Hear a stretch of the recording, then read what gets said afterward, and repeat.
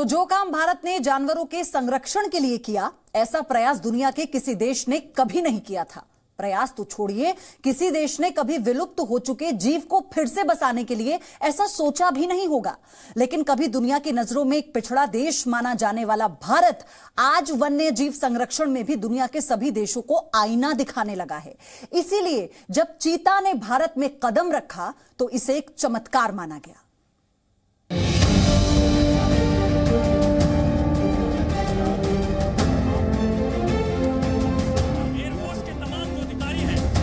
पहुंचे हुए हैं तो ठीक आगे जाकर के ये प्रधानमंत्री नरेंद्र मोदी जब इस लीवर को घुमा रहे थे तो पूरी दुनिया एक सुखद आश्चर्य में थी। जब इस बाड़े से चीते ने पहला कदम भारत की धरती पर रखा तो ये पल दर्ज हो गया इतिहास में और बन गया एक ऐसा कीर्तिमान जिसको इससे पहले कभी किसी ने सफलतापूर्वक अंजाम नहीं दिया था। इस स्मार्टफोन के युग में भी ये फोटो स्टूडियो बना के साल में 30 लाख कमा रहे हैं। आपको भी ये कमाना है, उनसे सीखना है तो फ्रीडम ऐप को अभी डाउनलोड कीजिए। 8000 किलोमीटर की यात्रा कर जब 70 साल बाद भारत में चीता की एंट्री हुई तो भारत के नाम कई रिकॉर्ड दर्ज हो गए। भारत का नाम वन्य जीवों के संरक्षण के लिए किए जा रहे प्रयासों में आज दुनिया में सबसे ऊपर और स्वर्णिम अक्षरों में दर्ज किया गया, क्योंकि ये भागीरथी प्रयास बहुतों की सोच से भी परे था। चीते को बसाने का प्रयास करने वाला भारत पहला देश बन गया है। 70 साल बाद भारत की धरती पर चीता आया है। पहली बार अलग महाद्वीप से चीता लाने का प्रयास किया गया। अफ्रीका से एशिया में लाने का ये पहला मामला है। विलुप्त मांसाहारी जीव को बसाने की इसे बड़ी कोशिश बताया जा रहा है। 5 बड़े कैट प्रजाति के जीवों वाला पहला देश बन गया है भारत। भारत में अब शेर, बाघ, तेंदुआ, स्नो लेपर्ड और चीता रह रहे हैं। हालांकि भारत में पहले भी ऐसे प्रयास किए गए हैं जब विलुप्त होने के कगार पर खड़ी प्रजातियों को सफलतापूर्वक बसाया गया है। इससे पहले बाघों को बसाने का सफल ऑपरेशन किया गया था। सरिस्का और पन्ना बसाने का सफल ऑपरेशन किया गया था। सरिस्का और पन्ना टाइगर रिजर्व में विलुप्त हो गए थे बाघ। सरकार ने फिर से बसाने के लिए प्रयास किया। रणथंभौर और कान्हा रिजर्व से लाए गए थे बाघ। 20 साल बाद अब सभी जगह पर बाघों की संख्या बढ़ रही है। भारत में बाघों की संख्या में लगातार इजाफा हो रहा है। लेकिन ये प्रयास भारत के अंदर ही किए गए। बाघों को एक जगह से दूसरी जगह ले जाना आसान था, लेकिन चीते के मामले में ऐसा संभव नहीं था, क्योंकि भारत में जो चीता पहले पाए जाते थे वो एशियाटिक चीता थे, जो पूरे देश से 70 साल पहले विलुप्त हो गए। जिसके बाद भारत सरकार ने 1970 में ईरान से एशियाटिक चीता लाने की कोशिश की, लेकिन ईरान में सत्ता परिवर्तन के कारण ये सफल नहीं हो पाया। अब पूरे एशिया में सिर्फ ईरान में ही चीते बचे हैं, जिनकी संख्या भी बेहद कम है। ऐसे में भारत के पास एक ही रास्ता था, अफ्रीका से चीते लाने का, क्योंकि दुनिया में आधे से ज्यादा चीते अफ्रीका में ही हैं। लेकिन एक महाद्वीप से दूसरे महाद्वीप में एक स्तनपायी मांसाहारी जीव का रिलोकेशन दुनिया में कभी भी नहीं किया गया था। इससे मिलते जुलते प्रयास का एक उदाहरण अमेरिका में मिलता है। अमेरिका में भेड़ियों को बसाने का प्रयास हुआ था। येलोस्टोन नेशनल पार्क में विलुप्त हो गया था ग्रे वुल्फ। अमेरिकी सरकार ने फिर से बसाने की कोशिश की। 1995 में कनाडा से लाया गया grey wolf. Yellowstone national park में अब बस गए हैं ग्रे वुल्फ। इसलिए चीते को भारत में बसाने के प्रयास के आसपास का कोई भी उदाहरण दुनिया में नहीं मिलता, लेकिन भारत ने अपने इस प्रयास को पूरे अंजाम तक पहुंचाया। वैसे इसे सफल तभी माना जाएगा जब चीते की तादाद धीरे धीरे बढ़ेगी, लेकिन जो कोशिश भारत ने की उसके पीछे पूरी तैयारी की गई थी। चीते के लिए मध्य प्रदेश के जिस कूनो नेशनल रिजर्व को चुना गया वो चीते के लिए काफी मुफीद मानी जाती है।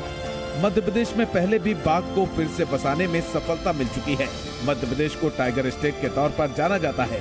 मध्य प्रदेश अब चीता स्टेट भी बन गया है, जहां वन्य जीवों के लिए बेहतर वातावरण की उम्मीद की जा रही है। मध्य प्रदेश भारत का इकलौता प्रदेश है जहां शेर, चीता और तेंदुआ तीनों पाए जाते हैं।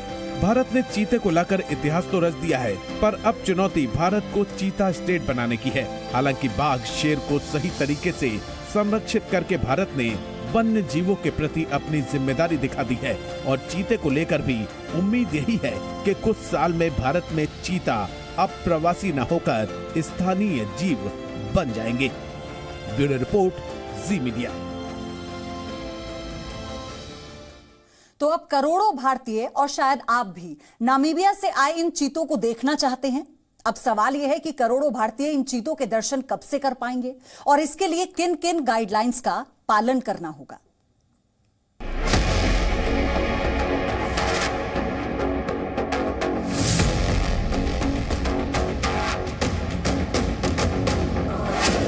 कूनो नेशनल पार्क आम लोगों के लिए कब खुलेगा?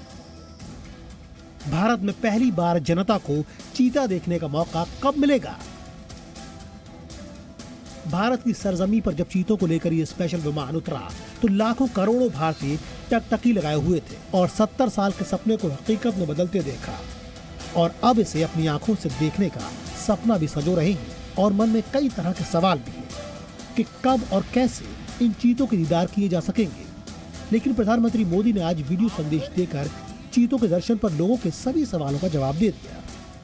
पूरे देश में चीतों के लिए सबसे उपयुक्त क्षेत्र के लिए वैज्ञानिक सर्वे किए गए और तब कूनो नेशनल पार्क को एक शुभ शुरुआत के लिए चुना गया और आज हमारी वो मेहनत परिणाम के रूप में हमारे सामने है।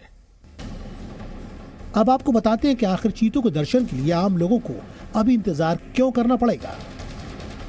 एक महाद्वीप से दूसरे महाद्वीप पर जब किसी जीव को शिफ्ट किया जाता है तब उन्हें काफी दिक्कतों का सामना करना पड़ता है। चीतों को भी अभी नए घर की आबो हवा में घुलने मिलने में वक्त लगेगा। चीतों को अभी सीधे जंगल में नहीं छोड़ा गया है। पहले 3 नर चीतों को 3 बाड़ों में रखा गया है। इनका नामकरण उनके स्वभाव का अध्ययन करने के बाद किया जाएगा। चीतों के लिए उनके केयरटेकर भी नियुक्त किए गए हैं। सभी केयरटेकर के अनुभव को रिकॉर्ड में लिया जाएगा। इसके बाद नामकरण किया जाएगा। एक्सपर्ट्स के मुताबिक इनमें 3 से 5 महीनों तक का वक्त लग सकता है।